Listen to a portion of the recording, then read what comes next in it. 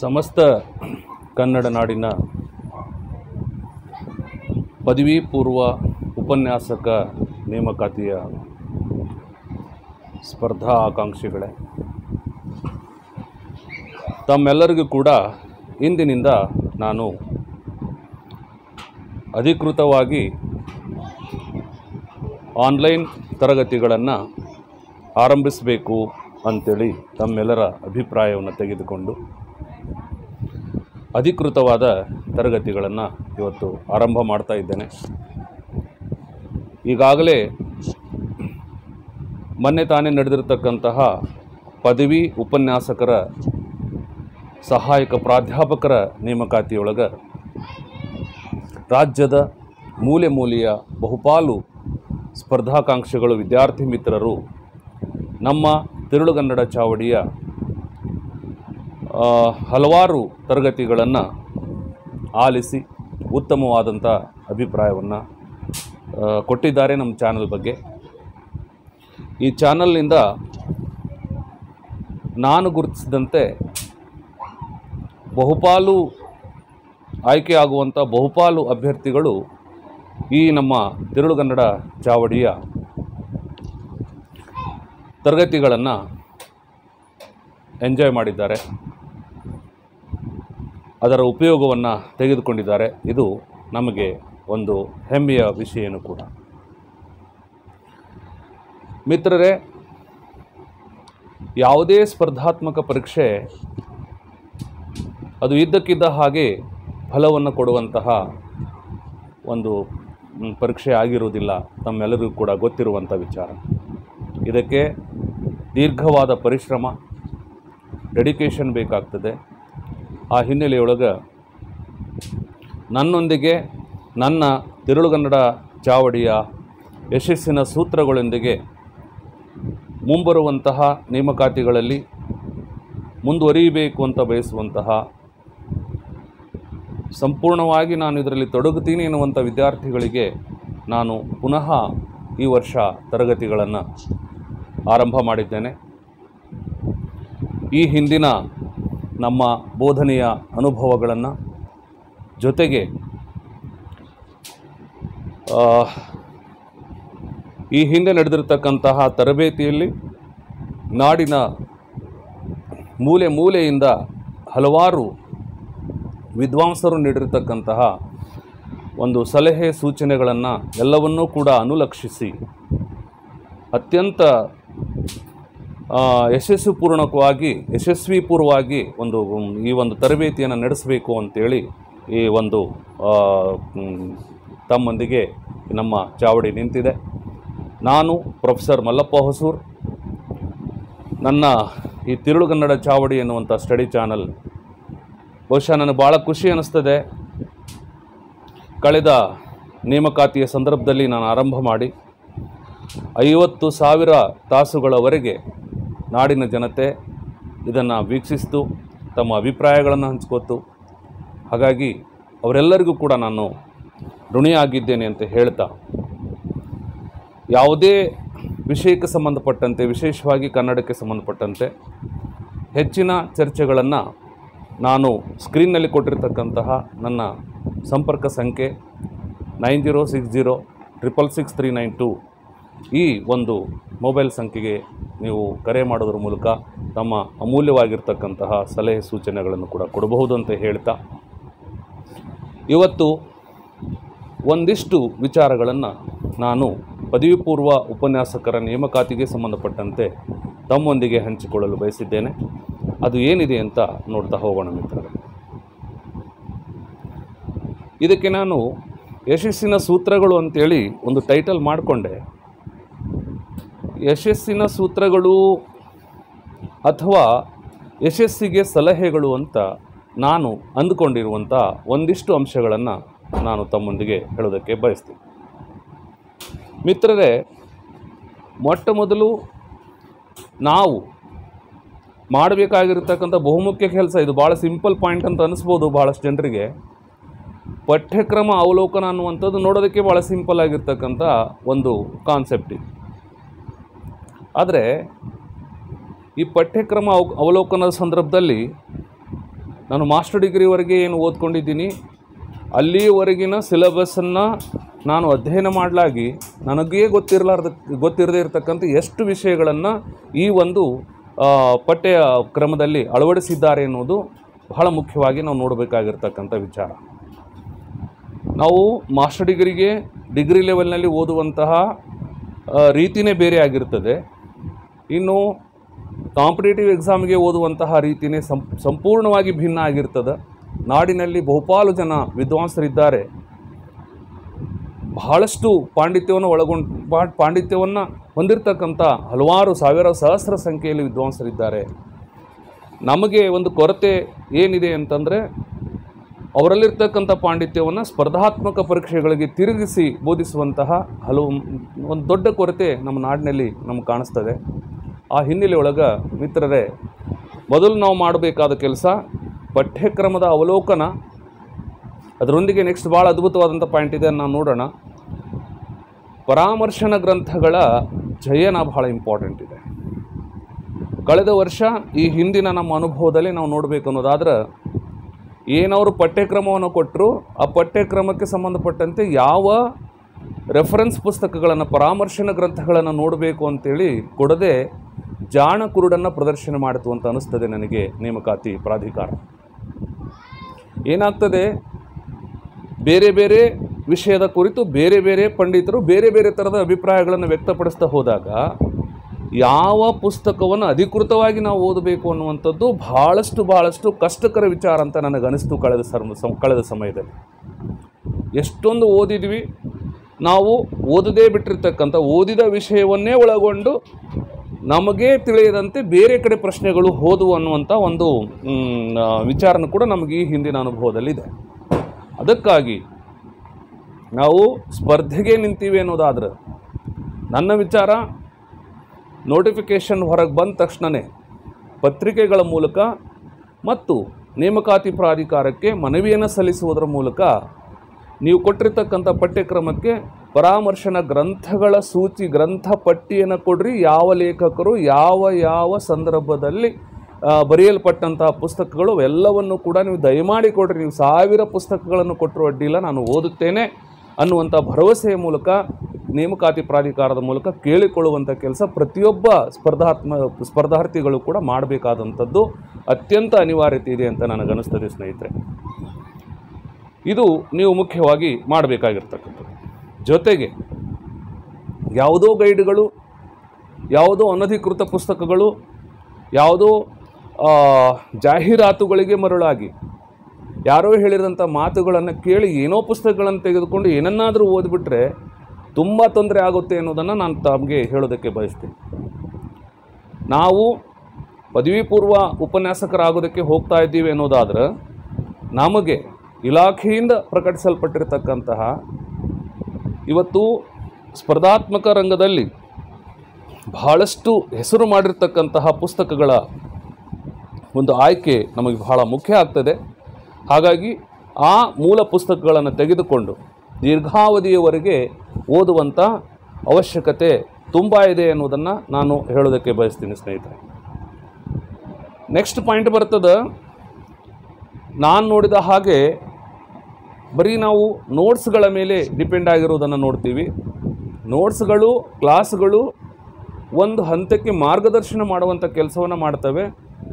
ಆ ಹಿನ್ನೆಲೆಯೊಳಗೆ ನಾವು ಕೇಳುವಂಥ ಪಾಠಗಳು, ನಾವು ಓದುವಂಥ ಪುಸ್ತಕಗಳು ಎಷ್ಟೇ ಪಾಂಡಿತ್ಯಪೂರ್ಣವಾಗಿದ್ದರೂ ಕೂಡ ಓದ್ತಾ ಇದ್ದ ಸಂದರ್ಭದಲ್ಲಿ ನಮಗೆ ನಮ್ಮದೇ ಆದಂಥ ಹೊಸ ಅಂಶಗಳು ಆ ಪಠ್ಯಕ್ರಮದಲ್ಲಿ ಗೊತ್ತಾಗ್ತವೆ.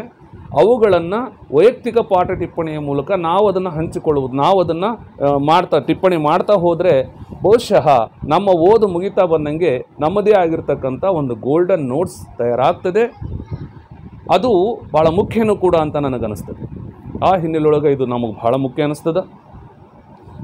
ನೆಕ್ಸ್ಟ್ ಬರ್ತೈತಿ ಅಧ್ಯಯನ ವಿಧಾನ ಅನ್ನುವಂಥದ್ದು ಸ್ನೇಹಿತರೆ. ಇಲ್ಲಿ ನಾವೇನು ಮಾಡಬೇಕು, ಲಾಂಗ್ ಟರ್ಮ್ ಕ್ಲಾಸಸ್ಗಳು ಭಾಳ ಇಂಪಾರ್ಟೆಂಟ್ ಅಂತ ಅನ್ನಿಸ್ತವೆ ನನಗೆ.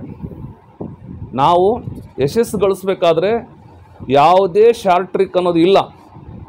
ನಾವು ಓದಲೇಬೇಕು, ದೀರ್ಘಾವಧಿಯವರೆಗೆ ಕೂಡಲೇಬೇಕು. ಕೂತಾಗ ಮಾತ್ರ ಏನಾದರೂ ಒಂದು ಸಾಧನೆ ಮಾಡೋದಕ್ಕೆ ಸಾಧ್ಯ ಆಗ್ತದೆ. ಆ ಹಿನ್ನೆಲೆಯೊಳಗೆ ಲಾಂಗ್ ಟರ್ಮ್ ಒಂದು ಕ್ಲಾಸಸ್ಗಳನ್ನು ಅಟೆಂಡ್ ಮಾಡಿ ಅಥವಾ ಲಾಂಗ್ ಟರ್ಮ್ ಕುಳಿತು ಓದುವುದನ್ನು ನಾವು ರೂಢಿಸಿಕೊಳ್ಳೇಬೇಕು, ಒಂದು ವೇಳೆ ಬದುಕಿನಲ್ಲಿ ನಾವು ಯಶಸ್ಸುಗಳಿಸಬೇಕು ಅನ್ನೋದಾದರೆ.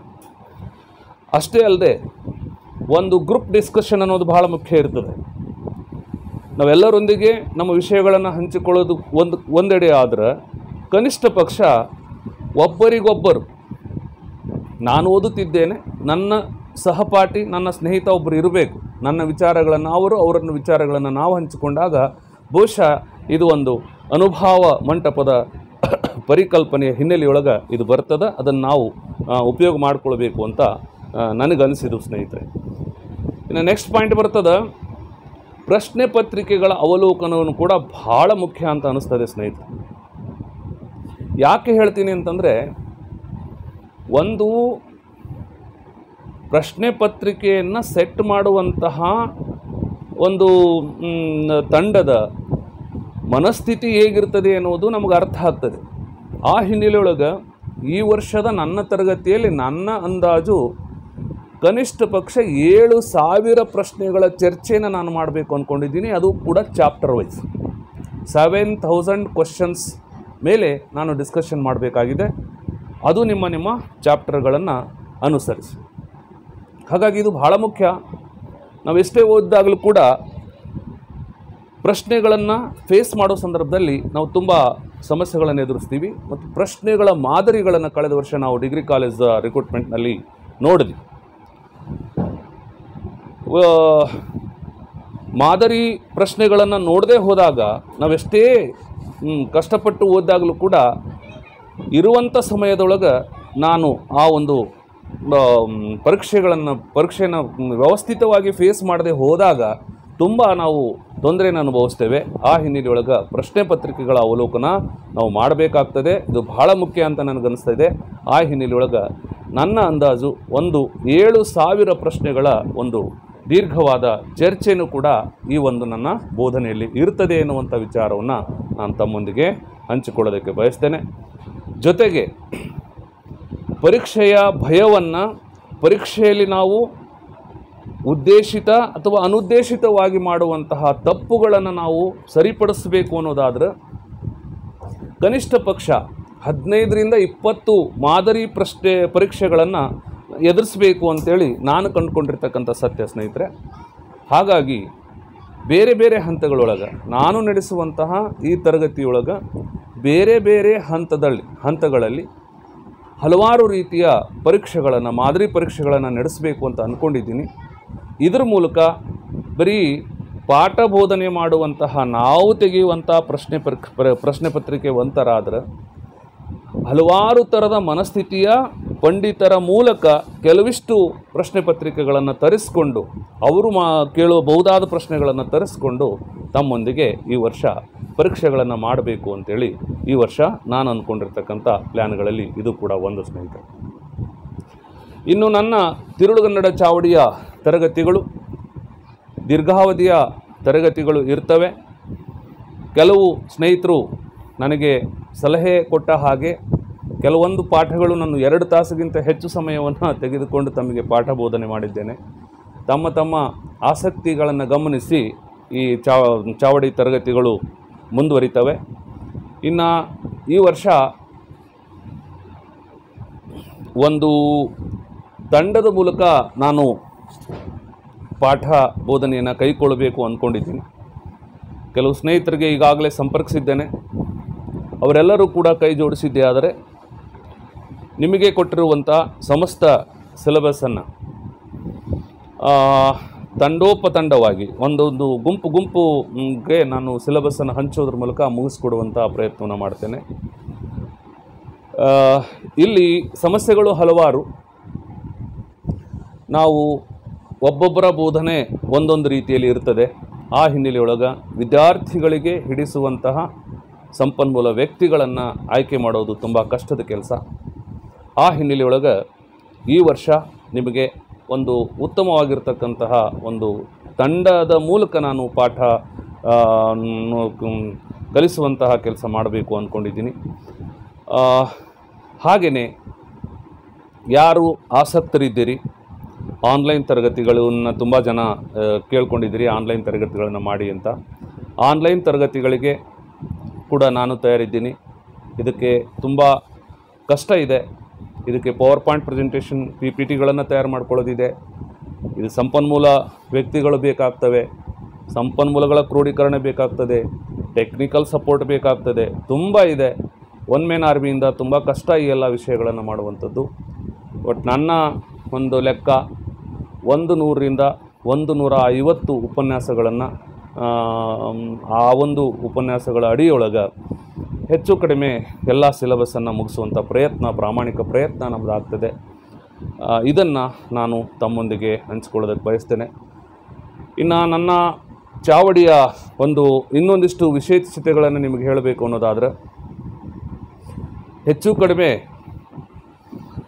ಸಮಯ ಸಿಕ್ಕರೆ ಬೆಳಗಿನ ಬ್ರಾಹ್ಮಿ ಮುಹೂರ್ತದೊಳಗೆ ತಮಗೆ ಪಾಠಗಳನ್ನು ಹೇಳಿಕೊಡುವಂಥ ಕೆಲಸ. ಇನ್ನು ರಾಜ್ಯಾದ್ಯಂತ ಈ ಹಿಂದೆ ನಾನು ಕೊಟ್ಟ ಹಾಗೆ ಬಹುಶಃ ಈ ಬಾರಿ ಉಚಿತ ತರಗತಿಗಳು ಇರದೇ ಹೋಗಬಹುದು. ಯಾಕೆ ಅಂದರೆ ಇಲ್ಲಿರ್ತಕ್ಕಂಥ ಎಲ್ಲ ಟೀಮನ್ನು ಕೂಡ ಉಚಿತವಾಗಿ ಬಳಸ್ಕೊಳ್ಳೋಕ್ಕಾಗೋದಿಲ್ಲ. ತುಂಬ ಧರ್ಮಸಂಕಟ ತಮಗೆ ಹೇಳಬೇಕು ಅಂತಂದರೆ,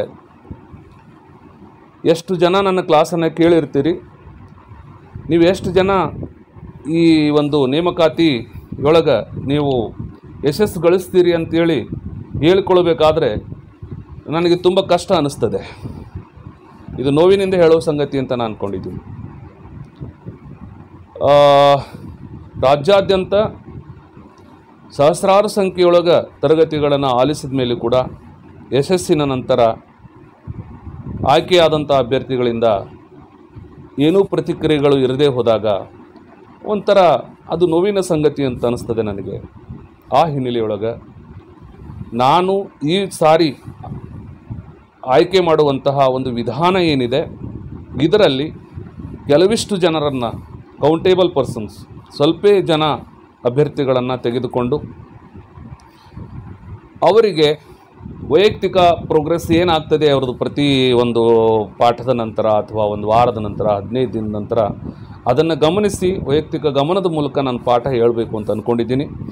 ಬಹುಶಃ ಈ ಬಾರಿ ಆನ್ಲೈನ್ ಯೂಟ್ಯೂಬ್ ಆನ್ಲೈನ್ ಕ್ಲಾಸ್ಗಳನ್ನು ಬಿಡಬೇಕು ಅಂದ್ಕೊಂಡಿದ್ದೀನಿ. ಸಾಧ್ಯವಾದರೆ ಬೇರೆ ಆ್ಯಪ್ ಮೂಲಕ ಕಲಿಸುವಂಥ ವ್ಯವಸ್ಥೆ ಮತ್ತು ಆಸಕ್ತರನ್ನು ತೆಗೆದುಕೊಂಡು ಆ ಗುಂಪಿನವರಿಗೆ ಅದನ್ನು ಶೇರ್ ಮಾಡಿಕೊಳ್ಳೋದ್ರ ಮೂಲಕ ಹೋಗಬೇಕು ಅನ್ನುವಂಥ ಕೆಲವಿಷ್ಟು ವಿಷಯಗಳನ್ನು ಇಟ್ಕೊಂಡಿದ್ದೀನಿ. ಇವು ಬದಲಾಗ್ಬೋದು ಕೂಡ. ವಿದ್ಯಾರ್ಥಿಗಳು ಬಯಸುವಂಥ ಮೋಡ್ಗಳು ಏನಿದ್ದಾವೆ ಆಯಾ ಮೋಡ್ಗಳ ಮೂಲಕ ನಾನು ತಮ್ಮೆಲ್ಲರಿಗೂ ಕೂಡ ಈ ವರ್ಷ ಪಾಠವನ್ನು ಕಲಿಸಬೇಕು ಅಂತ ಅಂದ್ಕೊಂಡಿದ್ದೀನಿ. ಇನ್ನು ಅದಕ್ಕೆ ಖರ್ಚು ವೆಚ್ಚಗಳು, ತಗಲುವ ಖರ್ಚು ವೆಚ್ಚಗಳು ಇರಬಹುದು. ಅವುಗಳನ್ನೆಲ್ಲವನ್ನು ಕೂಡ ವಿದ್ಯಾರ್ಥಿಗಳು ಭರಿಸಬೇಕಾಗ್ತದೆ. ಆ ಹಿನ್ನೆಲೆಯೊಳಗೆ ತಮಗೆ ಇವತ್ತು ಒಂದು ಸಾಂಕೇತಿಕವಾಗಿರ್ತಕ್ಕಂತಹ ಒಂದು ತರಗತಿಯನ್ನು ಮಾಡಬೇಕು ಅಂತ ಅಂದುಕೊಂಡು ಈ ಒಂದು ವಿಡಿಯೋವನ್ನು ಅಪ್ಲೋಡ್ ಮಾಡಿದ್ದೀನಿ. ಆಸಕ್ತರು ನಿಮ್ಮ ಹೆಸರನ್ನು ನೋಂದಾಯಿಸ್ಕೊಳ್ಳಿ. ನಾನು ಕೆಲವು ಜನರಿಗೆ ಈ ಸಾರಿ ವೈಯಕ್ತಿಕ ಮಾರ್ಗದರ್ಶನದ ಮೂಲಕ ಕ್ಲಾಸನ್ನು ಮಾಡಬೇಕು ಅಂತ ಅಂದ್ಕೊಂಡಿದ್ದೀನಿ. ತಮಗೆ ಆಸಕ್ತರು ಸೇರಬಹುದು. ಆಫ್ಲೈನ್ ತರಗತಿಗಳಿಗೂ ಕೂಡ ನಾನು ತಯಾರಿದ್ದೇನೆ. ಯಾರು ಆಫ್ಲೈನ್ ಬರಬೇಕಂತಿದ್ದೀರಿ ತಾವು ವೈಯಕ್ತಿಕವಾಗಿ ಸಂಪರ್ಕಿಸುವುದರ ಮೂಲಕ ನೀವು ಮುಂದೆ ಬರಬಹುದು ಅಂತ ಹೇಳ್ತಾ, ಇನ್ನೂ ಮುಗಿಯದ ತರಗತಿಗಳಿವೆಲ್ಲ.